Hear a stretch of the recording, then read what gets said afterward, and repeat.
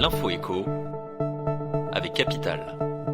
On commence ce flash par l'info pratique Capital et elle concerne les jobs d'été. De nombreux Français profitent de cette période estivale pour trouver un travail saisonnier. Les petits boulots d'été sont ainsi légion, dont la restauration, le tourisme ou encore la grande distribution. Mais attention à ne pas vous faire léser sur vos conditions de travail, âge, impôts, temps de travail. Capital fait le point sur vos droits.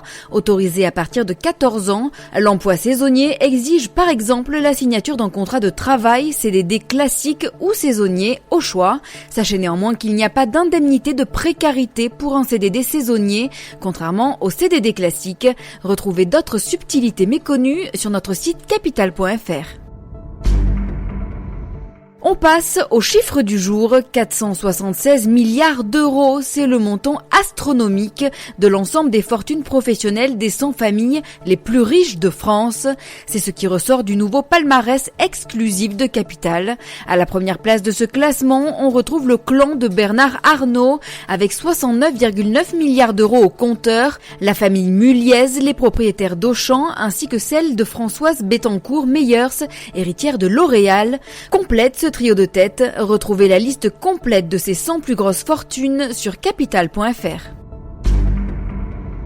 Le coup de gueule du jour est repoussé à la fin d'année sur le sujet épineux des APL. Dans un article paru ce mercredi, le Canard enchaîné révélait les combines peu louables du gouvernement pour avancer la date d'entrée en vigueur de sa réforme des APL, une réforme qui va conduire à une baisse de l'allocation pour plus d'1 million de bénéficiaires. Le journal satirique dénonçait une accélération de tempo qui réduirait encore les aides pour ces ménages. Il n'en sera finalement rien, le gouvernement ayant assuré que la réforme n'entrerait pas en vigueur avant janvier prochain. Rendez-vous sur capital.fr pour connaître les dessous de cet imbroglio. Et on termine par une proposition de loi qui veut interdire le travail au-dessus de 33 degrés.